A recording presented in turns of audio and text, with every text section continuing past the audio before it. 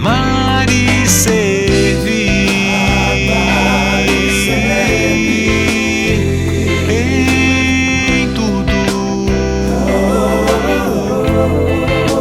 Por isso eu te digo, meu Deus, escolho tudo.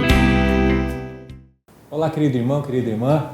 Estamos começando mais uma temporada do nosso programa Amar e Servir aqui no canal da Comunidade Católica Boa Nova.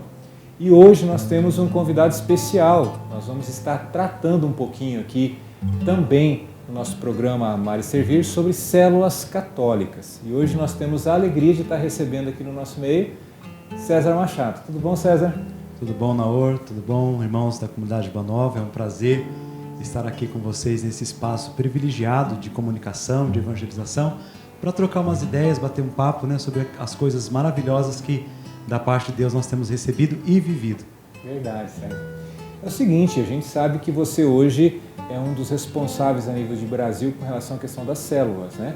Você está à frente da Agência Católicos em Células. Então eu queria que você se apresentasse um pouco, falasse um pouquinho da sua vida, da sua história, da sua caminhada e também sobre a agência, né? E todo o trabalho hoje que você desenvolve com relação aos católicos em células no Brasil.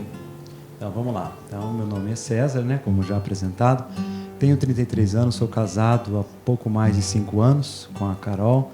Tenho 2 lindas filhas, né? Mariana e a Gabriela. Sou natural de Santo André, estado de São Paulo, a Diocese de Santo André. Membro da Comunidade Católica Fanuel, que, a exemplo da Boa Nova, é uma comunidade em células, né? Uma nova comunidade, que é chamada a ver e fazer ver a face de Cristo. Esse é o nosso carisma, nossa vocação, nossa missão. E há 5 anos eu resido aqui na cidade de Campo Grande, justamente para exercitar, né, a missão da comunidade, que está muito diretamente ligada com a questão do sistema de células, a visão celular.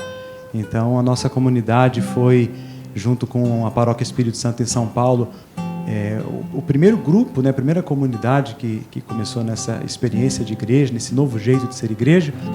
E a comunidade, junto com a Paróquia Espírito Santo, iniciou o projeto da Agência Católicos em Células no ano 2007.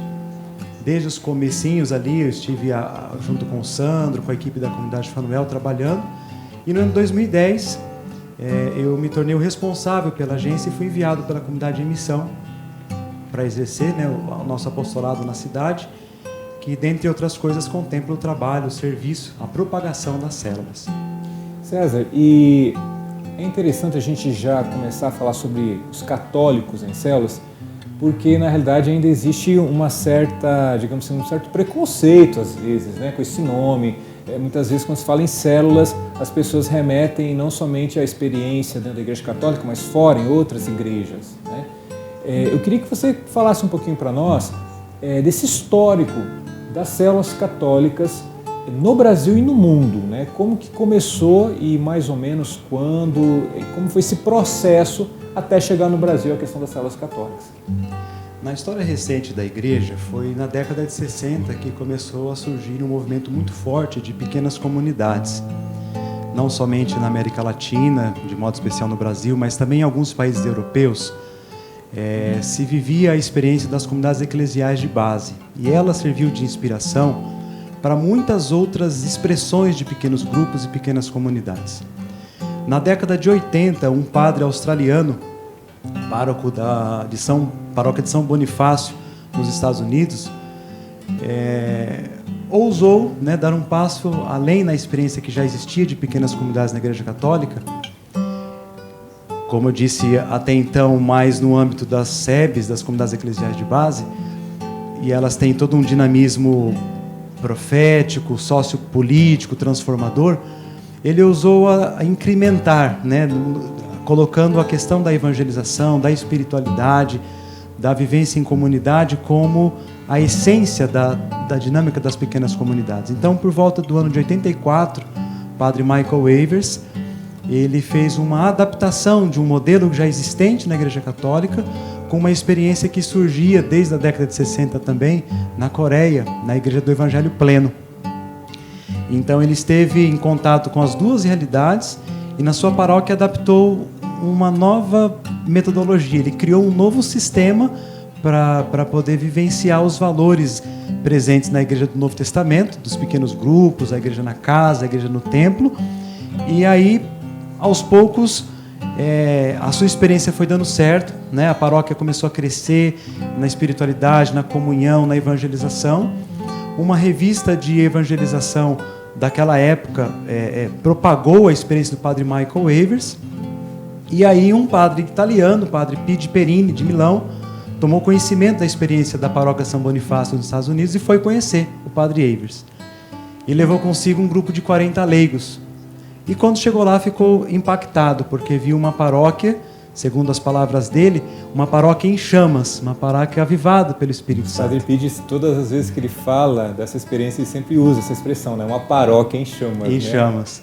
Porque ele diz que desde o momento em que ele chegou no aeroporto e as pessoas foram levá-lo, né, até o hotel próximo à paróquia, ele toda hora ouvia alguém contando o testemunho de como Jesus mudou a vida daquelas pessoas.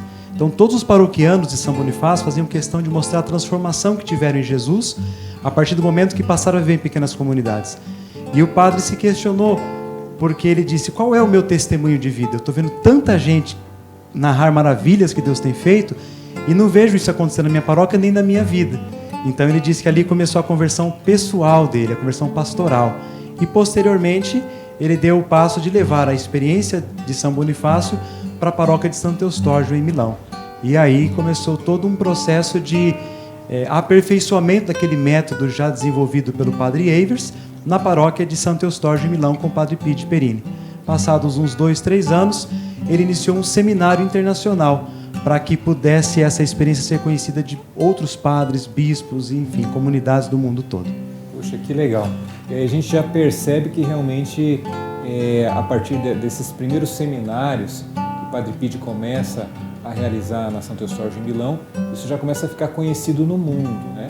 E como que chegou essa experiência no Brasil? Um padre no interior de São Paulo, na cidade de Santa Branca, diocese de São José dos Campos, chamado Luiz Fernando Soares, tomou conhecimento também por uma revista, a exemplo do padre Pide em Milão, mas aqui uma revista no Brasil, da experiência do padre Evers, lá em São Bonifácio, né, nos Estados Unidos. E isso, ele não era padre ainda, na verdade, ele era seminarista, no ano de 89. E quando ele viu o testemunho, a estrutura, a proposta da paróquia em células, ele ficou encantado e disse: quando eu for pároco, eu quero isso para a minha comunidade.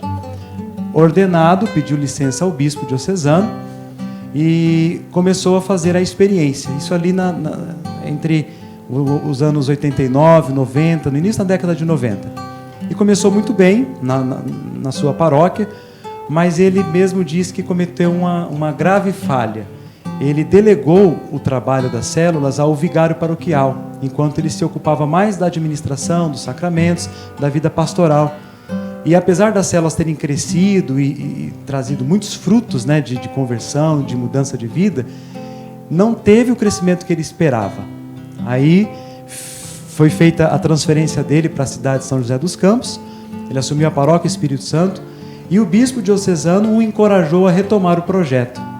E ele, mas não deu certo na primeira, e aí, obediente à palavra do pastor, na época o bispo Dom Nelson, ele recomeçou o processo, formando a sua liderança principal da paróquia, e começou no ano de 2004 as primeiras células.